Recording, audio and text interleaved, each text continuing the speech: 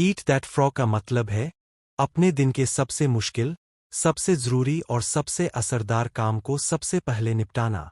Brian Tracy कहते हैं कि अगर तुम्हें हर सुबह एक जिंदा मेंढक खाना पड़े तो सबसे अच्छा यही है कि दिन की शुरुआत उसी से करो। और अगर 2 मेंढक खाने हों तो सबसे बड़ा और सबसे बदसूरत पहले खा लो। इसका मतलब है कि दिन की शुरुआत उस काम से करो जिससे सबसे ज्यादा फर्क पड़ेगा, भले ही वो सबसे मुश्किल, डरावना या थकाऊ लगे। असली दुश्मन है टालमटोल करने की आदत। ज्यादातर लोग वही काम टालते हैं जो सबसे ज्यादा जरूरी होते हैं। वे छोटे छोटे आसान कामों में उलझे रहते हैं, जैसे मेल चेक करना, फोन कॉल्स करना, थोड़ी थोड़ी सफाई करना या सोशल मीडिया पर समय बिताना। लेकिन इन सबसे ना तो असली प्रगति होती है, ना ही असली संतोष मिलता है। टालमटोल का सबसे बड़ा कारण है डर, या तो असफल होने का, या बहुत थक जाने का, या यह सोचने का कि यार बाद में कर लेंगे। यहाँ पर 80/20 नियम यानी परेटो प्रिंसिपल लागू होता है। इसका मतलब यह है कि 80% नतीजे केवल 20% कामों से आते हैं। तो तुम्हें रोज ये पहचानना होगा कि तुम्हारे दिन के वो कौन से 1 या 2 काम हैं जो बाकी सब कामों से ज्यादा जरूरी है। उदाहरण के लिए, अगर तुम स्टूडेंट हो तो तुम्हारा फ्रॉग हो सकता है सुबह उठकर टफेस्ट सब्जेक्ट की प्रैक्टिस करना, ना कि नोट सजाना या स्टेशनरी खरीदना।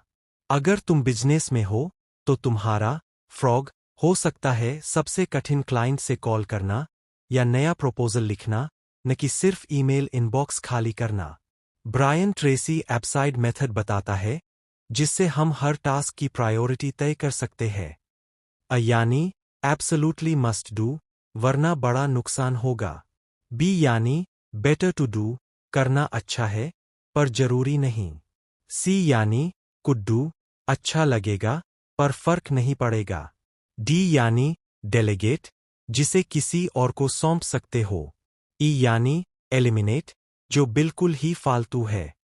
हर टास्क में भी सबसे बड़ा वाला फ्रॉग होता है, जो सबसे ज्यादा असर डालने वाला काम होता है, वही पहले खाना है। अब बात करते हैं पार्किंसंस लॉ की। यह कहता है कि कोई भी काम उतना ही फैलता है जितना समय तुम उसे देते हो। अगर तुम किसी काम को पूरा दिन दे दोगे तो वह पूरा दिन ले लेगा, लेकिन अगर वही काम 1 घंटे में खत्म करने की ठान लो तो तुम फोकस्ड हो जाते हो और जल्दी खत्म कर लेते हो। उदाहरण के लिए, अगर कोई रिपोर्ट 5 बजे तक देनी है और तुम उसे सुबह से ही टाइम दे रहे हो तो पूरा दिन निकल जाएगा। लेकिन अगर तुमने खुद को दोपहर 2 बजे तक का टारगेट दिया तो तुम डिस्ट्रैक्शंस बंद करके उसे जल्दी खत्म करोगे। लॉ ऑफ फोर्स्ड एफिशिएंसी कहता है कि आपके पास कभी भी सब कामों के लिए समय नहीं होता, केवल सबसे जरूरी कामों के लिए होता है। जब तुम जानते हो कि समय सीमित है, तब ही तुम सही काम पर फोकस करते हो।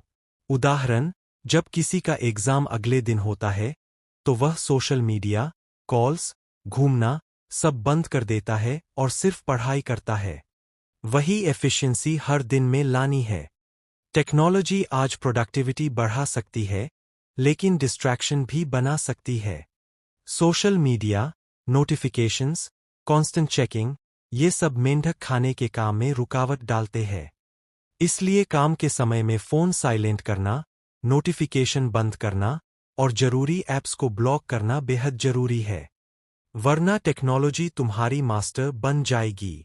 सिंगल हैंडलिंग का मतलब है एक बार में एक ही काम करना और उसे बीच में रोके बिना पूरा करना।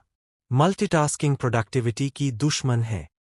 जब तुम एक मेंढक को उठाते हो तो उसे तब तक करते रहो जब तक वह पूरा न हो जाए।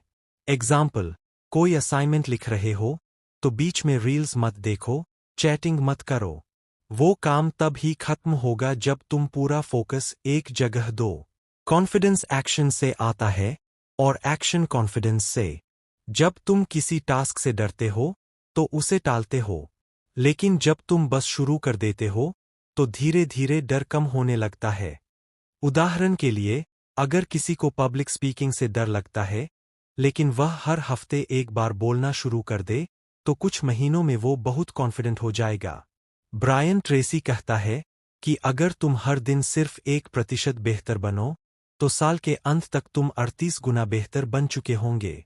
इसे कहते हैं कंपाउंड इफेक्ट, यानी कंसिस्टेंसी ही असली वेपन है।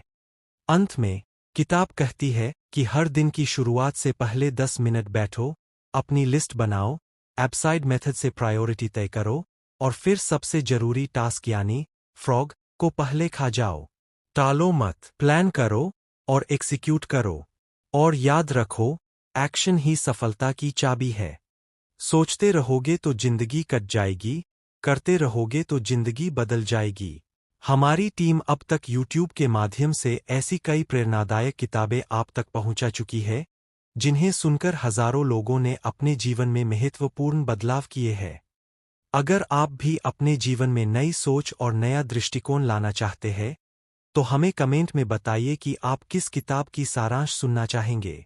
नई नई किताबों की सारांश हर रोज तैयार की जा रही है, इसलिए चैनल को सब्सक्राइब करना न भूलें, ताकि हर नया वीडियो सबसे पहले आप तक पहुंचे।